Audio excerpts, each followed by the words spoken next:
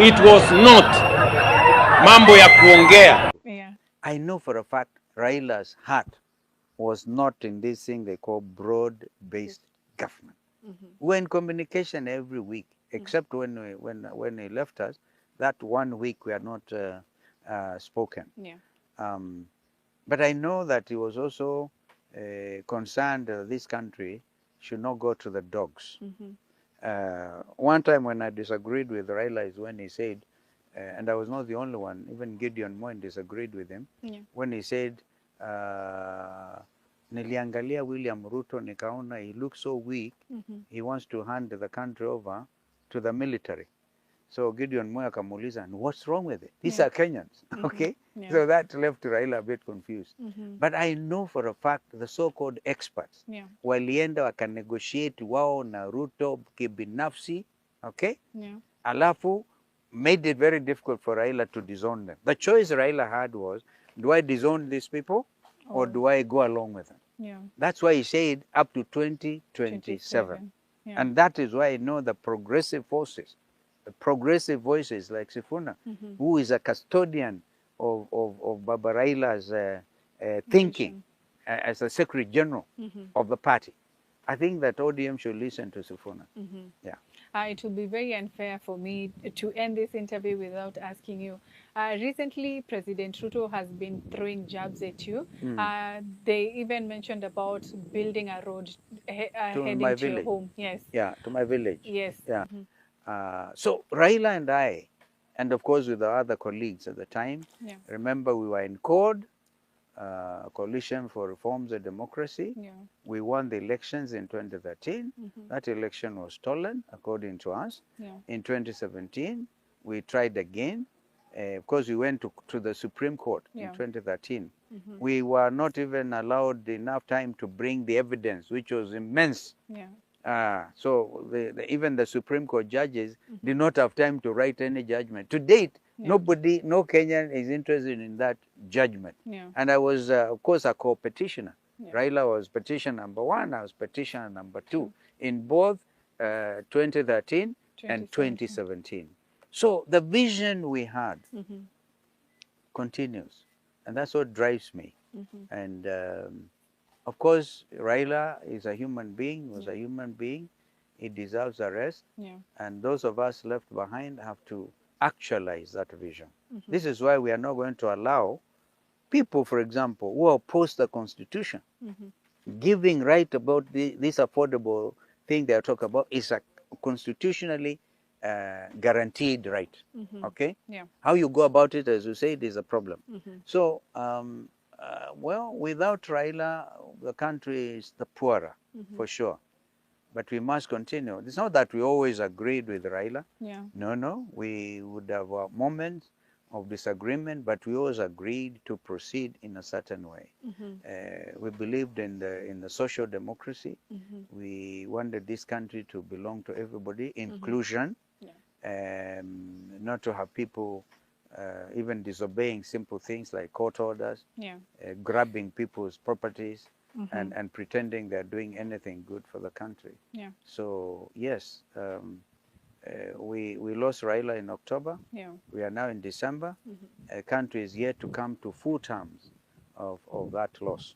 But as I said before, I would want to plead with our colleagues in ODM to have a clear focus. And if that clear focus leads them to come back or invite their colleagues in official position, right? Because I hear the chairperson, Gladys Wanga, keeps on saying the largest party in Eastern Central Africa, south of the Sahara. Others are now coming up, okay? Other parties are coming up. We form together a big political movement that is going to change this country for good. I wanted to ask about that because even when you went to visit Raila's graveyard in Bondo, you were received so well, and even the family members talked of the friendship that you had built over the years. We have had members of ODM, the likes of Sifuna, talking of how you have played a huge role in ODM being where it is today. In 2027, because they keep also on saying that Baba told them to stay in broad base till 2027. by any chance, Yeah, do till we 2027. see? Yes. I can tell Kenya. There are those who are saying you're not a selfish leader. That's why you have never concentrated on that. That's right. Yeah. Yeah. Is it by Well, design? but of course, I'm not selfish. That's for sure. I always looked at the bigger picture. My contribution to this country is clearly entangled with the Kibaki vision. Because I was his vice president for 5 years. That's when we built the Thika superhighway. That's when we did a lot of other things in this country. That's when we started free primary education. That is when we put money into people's pockets, which William Ruto has been taking out through overtaxation and reduced pay slips. We did a lot, I think, in my view. Yeah. In my view, we did a lot. And a leader is not judged by whether the road to his village is tarmacked. I'll give you an example. As a matter of fact, by the way, Engineer Kamau was the PS for roads when I was vice president. He came and said, Vice President, we want to build this road to your village. We have money for 21 kilometers. So we want to start in Sekuru. I said, that is terrible. Start from Mwingi, where there's a tarmac in Angiliana. Then we move that way. The tarmac for Sekuru eventually come because it's a matter of right. And of course, I've had time to explain. I don't want to be involved in an argument with President Ruto. No. But the truth is, yeye ndiye alikalia hiyo project ya that barabara, which links Mombasa Port through Kitui, Kibwezi, Kitui, Mwingi, Sekuru, Sekuru, Maua, Isiolo, and it goes through Marsabit. That's a road. That's a critical road. And so he has been, this next time, these last few days, he went to launch a part of it, 10 kilometers. That's why we started quarreling with me. But I honestly have no problem with him. But he knows the truth. The truth is, walikalia, because that road I launched when I was vice president, the same Chinese construction company, we had looked for money from African Bank, and they were trying to mobilize so they can come and start work. But when they took our victory in 2013, wakakalia. Mpaka Uhuru akasema, no, this is the right of these people. In 2016, he went and now launched it with the same company. That is the truth. So when recently a member for Kitui West, Mwingi West, went to State House because he was told by William Ruto, if you impeach Gachagua and he's a Wiper member of parliament, then I'll do your 17 kilometers. Can you imagine? You cannot use this. These are rights. Therefore, denying people economic rights, for me, is a terrible crime. It's actually a crime against the Kenyan people. Because the right to equal development is a right that is enshrined in the Constitution. And where there is deficit, we have even equalization fund. I talked about Northern Kenya, your own home county of Marsabit is in that category. All right? So we must develop equally. You don't deny people. Then you come and say, Mutukufu Rais, naomba barabara. We finish with that story. Yeah. It's their right. Yeah, their right. What's in store for Wiper and the United Opposition come 2026 as we cross to the next year?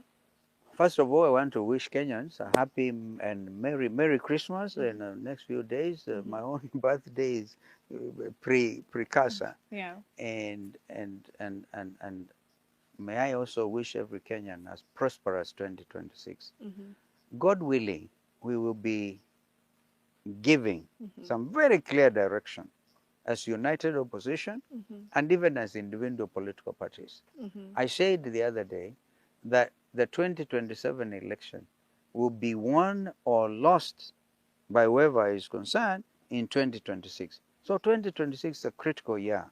When we will be saying, we will not be saying elections are 2027. We'll be saying next year.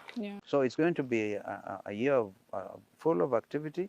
And already I'm very encouraged by so many Kenyans, leaders who want to run for elective position, who are joining the Wiper Patriotic Front. They are most welcome. They are most welcome to help me form the anchor party, which is going to to take the leadership of this country. Whether they are running for MCA posts, whether they are running for MP positions, or gubernatorial or senatorial, women, county women reps, they are most welcome to join in this effort, which is really a front. It's really a front because we have to komboa Kenya. That's what we're saying. And the coalition we are forming, by the way, we are almost clear in our minds, is komboa Kenya. Ukombozi Kenya. Ukombozi Kenya. Because what we are dealing with is a regime which is so determined to hoodwink Kenyans by throwing what I said, the dead cat strategy. And what happens with the dead cat strategy is when you find everybody is complaining, there's no money in the pocket, people cannot take their children to school, there's so much corruption, even the international community has no trust in you, you come up with a theory, throw a dead cat on the table. So people now be worried more about that. So diversionary. So we will do the best we can. You've mentioned about the united opposition, but there are those who are questioning how united is the united opposition. We are united. I think what is uniting us is not the personalities. It is the reality of the Kenyan citizen who is craving for change, who has their kids abducted by this regime, who have witnessed extrajudicial killings, and who are feeling the economic hardship. So these are those ideals that unite us are stronger than the personalities. So I believe that if any of us believes that this country is suffering and this country needs change, then such a one can be truly a member of united opposition. And I see this growing. Hitherto we have had of the famous names, of course, Wamonyoro, ourselves, Jubilee and Uhuru now, which is Uhuru had to reclaim his Jubilee from Ruto. Ruto had expropriated it, thinking it belongs to him. Then we have Eugene Wamalwa's DAP together with Governor Natambea. But I think now into the new year, I personally want to call on the progressive forces in ODM to also come, because we have never officially wound up Azimio. Okay? If you believed in the change that our friend Raila Odinga worked for, then you can't go and work with William Ruto, who all the time was calling him Mganga, sijui mtu wa michezo sijui nini. Now, you cannot go that way. And I like the fact that the Raila Odinga family is holding on. I was very impressed when I saw our daughter Winnie take a firm position. They are progressive forces who I want to invite to join the united opposition. And if we do, we will make William Ruto's presidency one term. And it's not anything to be afraid of. It is just that is a reality of the Kenyan situation.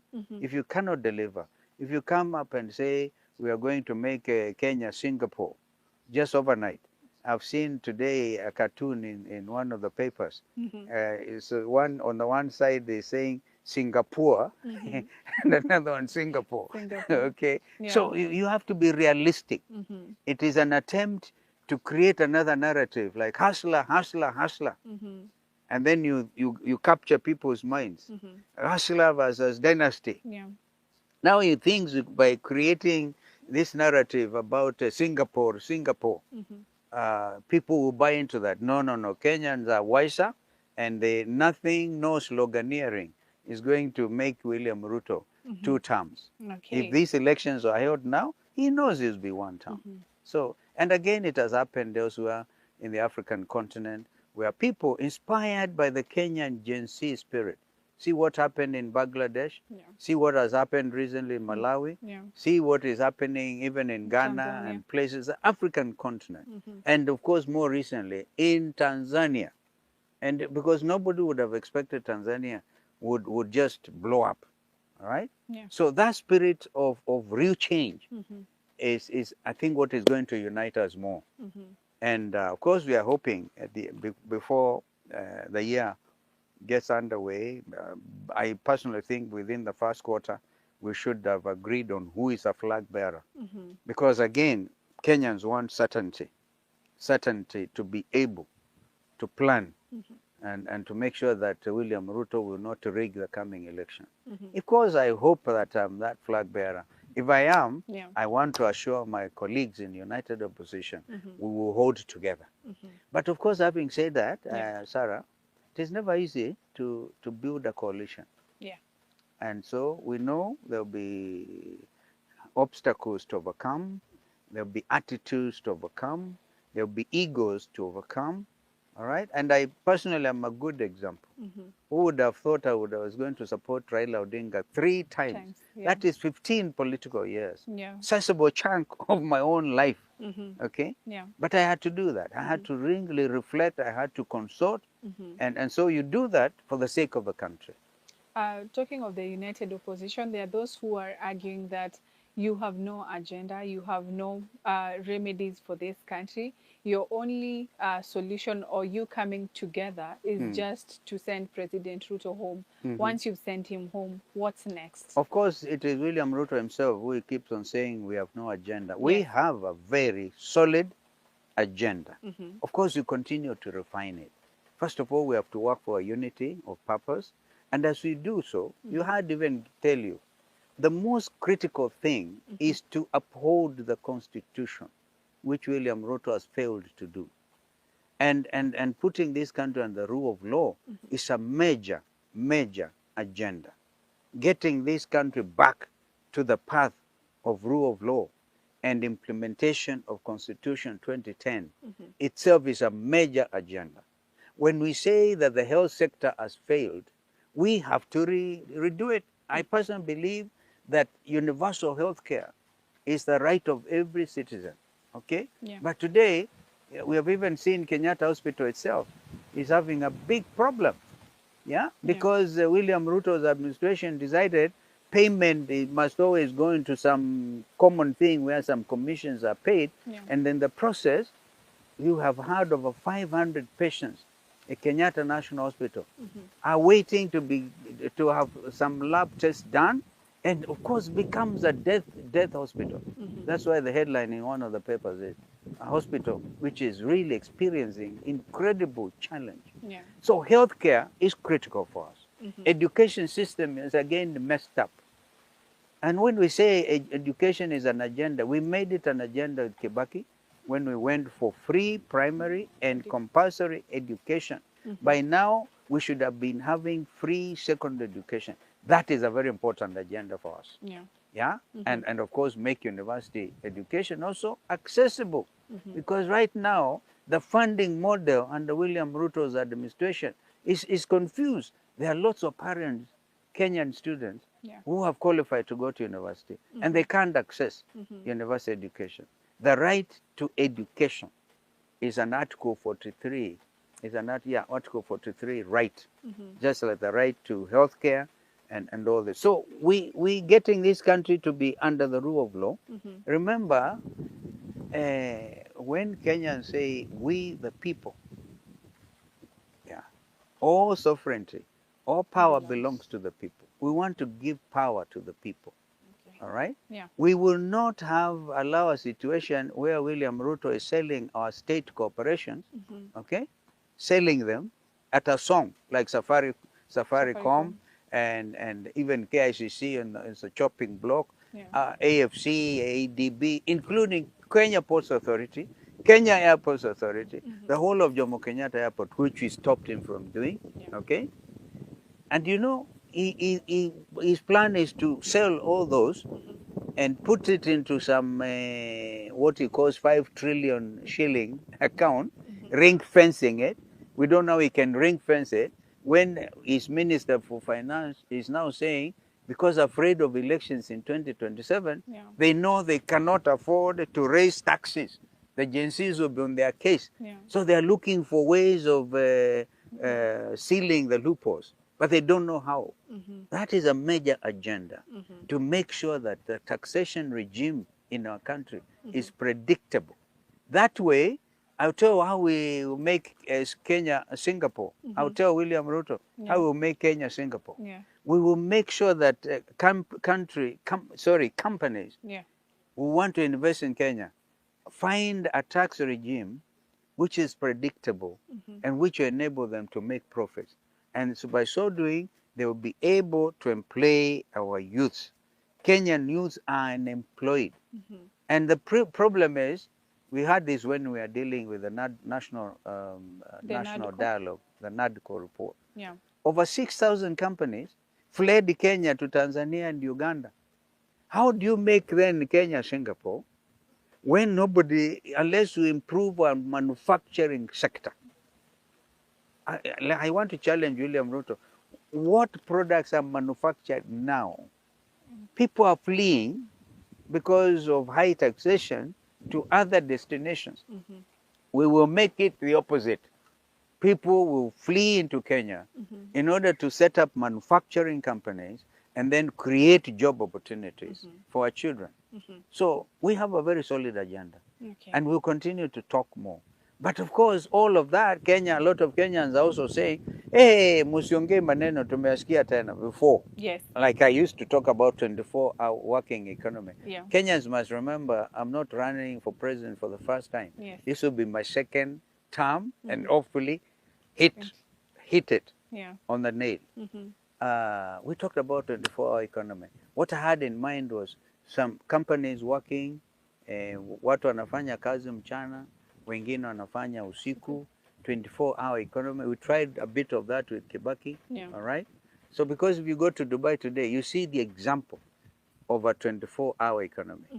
That international airport in Dubai, it's like you think it's daytime anytime. Yeah. So that's the kind of thing we want to do. We must stop playing around with minds of Kenyans, pretending you can make Kenya Singapore in 1 year. Okay? Yeah. So, and I think he went and took a photo of the traffic, maybe man-made traffic down the escarpment when he was going to do the goat auction in Kimale Primary School.